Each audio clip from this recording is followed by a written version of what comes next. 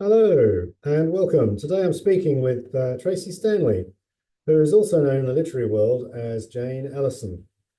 Her seventh novel, Alone with the Tasman Tiger, will shortly be available for everyone to read. It's an intriguing tale with two competitions, one a survival challenge in the Tassie wilderness, and the other a demanding offshore yachting race. Also, there's a search for the not yet extinct Tasmanian tiger. So, Trace, can you tell our listeners what inspired you to write Alone with the Tasman Tiger? Thank you, Les. Well, there are two competitions or adventures that have been of great interest to me. The first one has been the SBS series called Alone, which is a survival competition where people choose to go into the wilderness, make shelter and find food, and the person who can last the longest wins a pot of money. So I was quite intrigued by the concept and wondered if I could create some quite interesting characters to write that story. And then I've always been interested in the Sydney to Hobart yacht race, the race to win the Tattersall Cup. It can take up to 60 hours in the open ocean. The crew don't sleep.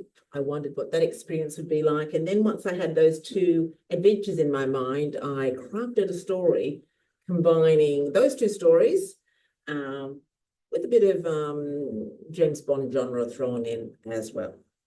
Good, well, that's a great little overview. What's the story in a nutshell? Well, in 7 words, 6 contestants go into the wilderness, 5 come out. It's actually 8 words. In longer term, our key protagonist is called Seb.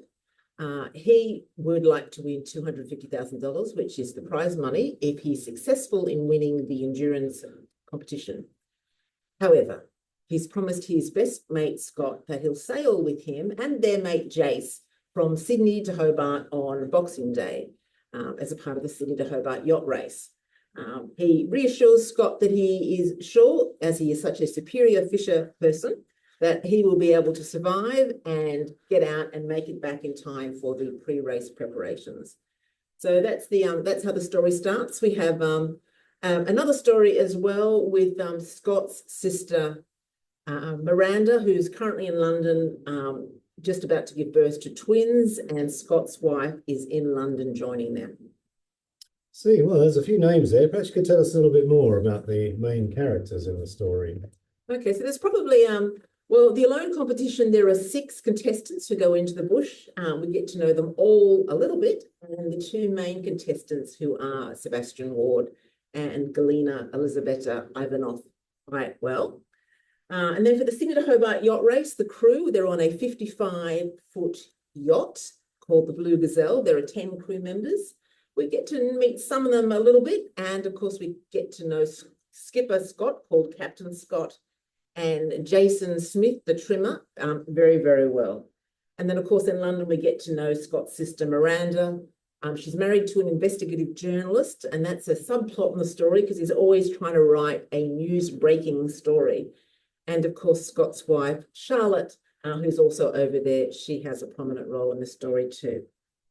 Okay, and I believe there's a couple of major scenes at the Museum for Old and New Art in Tasmania. Yes, it's quite a famous museum in Australia, and I've never been there, and I'm hoping to go there in December.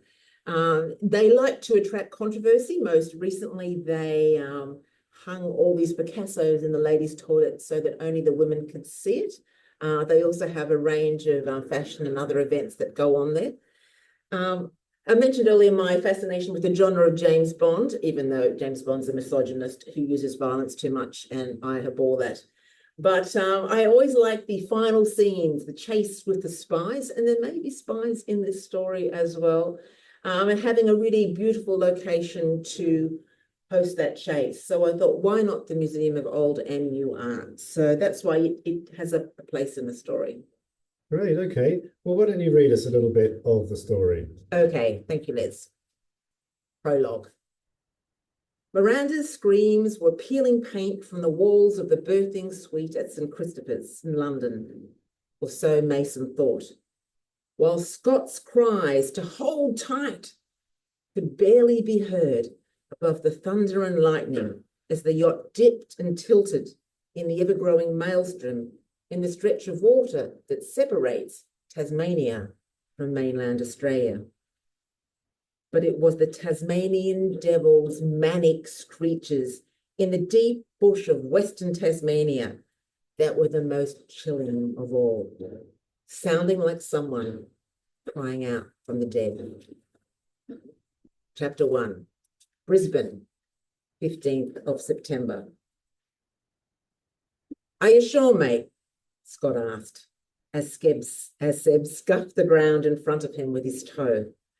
You're taking a mighty big risk. It's highly unlikely you'll make it back in time for the yacht briefing on the 20th of December. I've done my research, and most contestants are out after 40 days. In rare circumstances, they make it through to 60. I'm sure I'll be done by 80, giving me 20 days to rest and recover before I need to turn up. This is a doddle.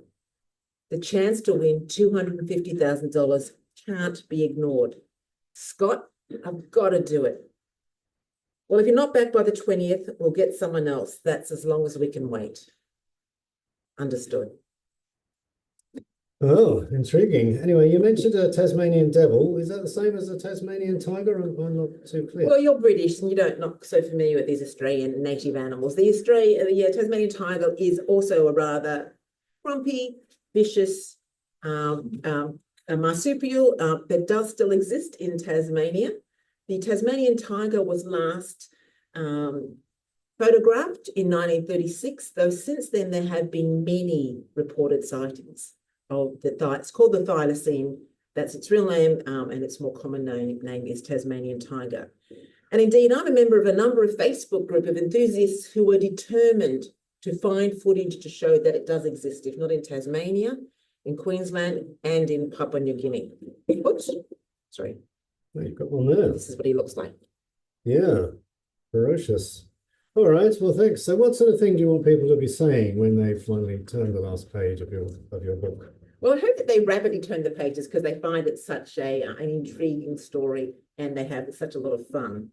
I'm hoping they're saying that they really enjoyed the way the three different stories pulled together and that they're looking forward to what might happen next to Galena, who goes through quite a character arc from her initial foray into the Western Tasmanian wilderness to compete in the alone competition. Sounds good. Okay, and where can our listeners buy a copy of Alone with the Tasman Tiger? Well, I'm hoping to turn it on and make it available on all the major platforms, Amazon, Kobo, Nook, Barnes and Nobles, etc. On the 27th of September. It's available as an ebook and in a paperback format. As you can see, this is my proof copy. I still haven't received the final version myself. And of course, you can ask your library to stock it for you. I'd love it if you did that. Great. So available everywhere, really. Absolutely. All right. So you can learn a lot more about Jane's other books on her website, which is janeellison.com. So until next time, thank you for your time and goodbye. I'm not sure how to turn it off.